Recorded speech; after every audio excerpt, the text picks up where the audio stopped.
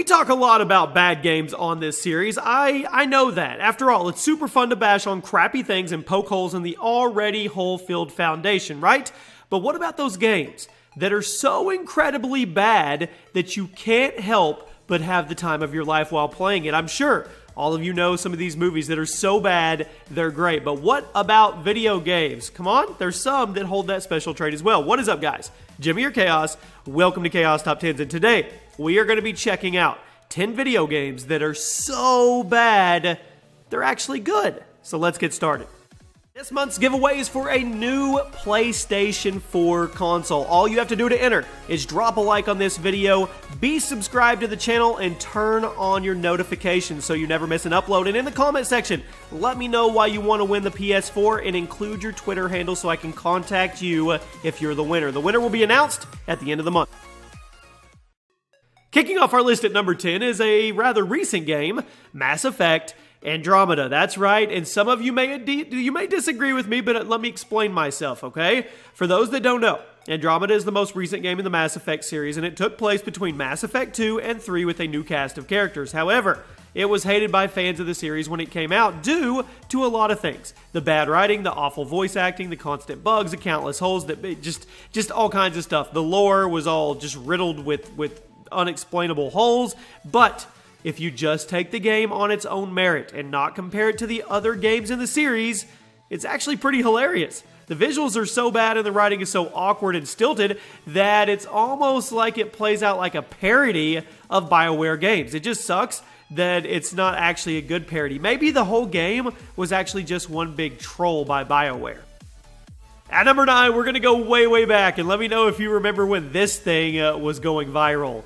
Goat Simulator. Now, I'm hesitant to call this a simulation game because last time I checked, goats don't actually act this way, but nevertheless, Goat Simulator is, we'll call it an adventure game. It released in 2014 for the PC and then ported over to consoles in the following years. You played as, you guessed it, a goat with horrible physics with the engine while you run around an open world map and you do as much damage to it as possible. The game's badness ended up being the main selling point for it, and there were tons and tons of funny moment videos on YouTube following its release. There are tons of theories over whether or not the game was bad on purpose, but there is no denying how fun the game actually is. And the fact that the problems with the engine were never fixed, I personally think that is evidence enough that this one was meant to be bad on purpose. Either way, it is still a crazy game and it's fun.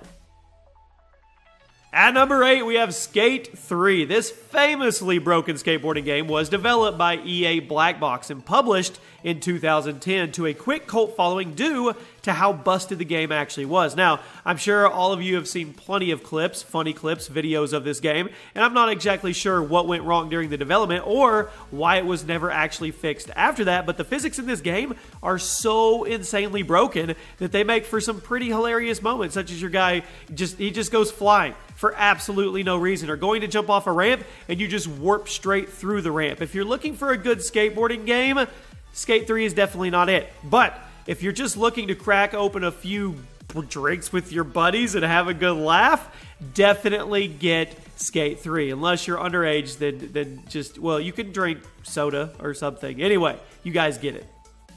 At number 7, we have 50 Cent Blood on the Sand. The two 50 Cent games are definitely interesting. Now, I'll admit, 50 Cent Bulletproof could have been much worse, and it actually had some solid mechanics and moments in the game. But the sequel, 50 Cent Blood on the Sand, is so ridiculously poorly made. I don't even know if that's a run-on sentence. It's obviously rushed that it just became pure fun. There's something charming about 50 Cent running around with machine guns, spouting one-liners, and acting like a badass without any self-awareness. Again, Bulletproof is definitely superior for just I guess if you're looking at it from a quality standpoint, but Blood on the Sand manages to just solidly fall into the so bad it's good category.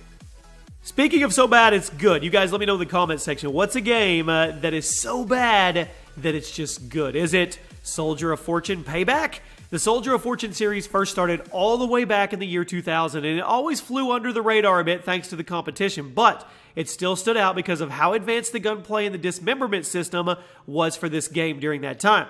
Raven Software wanted the games to be as realistic as possible in terms of the way the guns interacted with their targets, and their work still holds up to this day. However, Soldier of Fortune Payback was released in 2007 and was supposed to bring the series into the next gen while competing with other games at the time like Gears of War and Call of Duty 4. But Payback faced a lot of the same problems that the Medal of Honor reboots did, but much more so.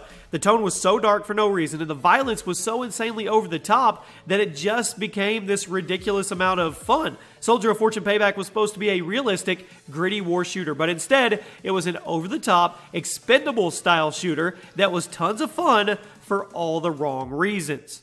Cracking into the top 5 today, let's go into the Resident Evil franchise, and let's focus in on Resident Evil 6. Before Capcom came to their senses and did a full overhaul of the Resident Evil series for RE7, the franchise was in a deep dark hole thanks to RE5 and 6. Now, I'll admit that RE5 isn't that bad of a game. It just doesn't really feel like a Resident Evil game. When it came time to make Resident Evil 6, though, Capcom wanted to incorporate both the action and the horror of previous entries, and what they ended up with was a big melting pot of a mess. Serious tonal problems and action sequences that are so ridiculous and over the top that they're just laughable. RE6 is definitely a bad Resident Evil game, don't get me wrong, but it's not bad the way that Operation Raccoon City or Umbrella Corps were. If you look at RE6 as if it was a parody to the series, then it's actually really good.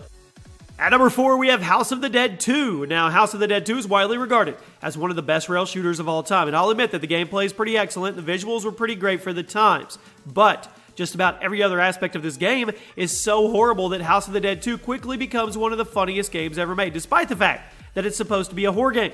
House of the Dead 2 features an extremely cheesy story, as well as some of the worst writing and voice acting in gaming history that make all for this dramatic and scary scene absolutely hilarious because of how bad and lacking in self-awareness they actually were. Plus, the sound design is very bad due to the lack of the music in many of the cutscenes, so the awful dialogue and voice acting is put on full display with nothing to distract you from those sequences. And again, the actual gameplay of House of the Dead 2 is awesome, and it's definitely it's worth a playthrough if you've never played it, but everything else about this game is so insanely bad that it quickly makes it one of the funniest games ever made. At number 3, we have Shaq Fu. I'm sure plenty of you expected this game to be on this video, and Shaq Fu is a fighting game released for the SNES and the Sega Genesis in 1994, published by, you guessed it, EA, and it starred, of course, professional basketball player Shaquille O'Neal as the leading man. Now, let's break it down here. The story involves Shaq going to a dojo in Japan for a charity basketball game when he suddenly gets transported to another dimension, and he has to save a boy from an evil mummy by using various martial arts techniques that he picked up while he was being teleported. Aside from the outlandish story, I guess you could say that, the gameplay is bad and the campaign is repetitive, but what makes this game so famous is just how insanely stupid the story is. Seriously, how the hell did anyone think this was a good idea for a video game? Regardless of how the idea came to be, I can't recommend the game enough. In fact, there's actually a sequel called Shaq Fu: A Legend Reborn that is set for release this June. I just wonder if Shaq had any say or input in this storyline.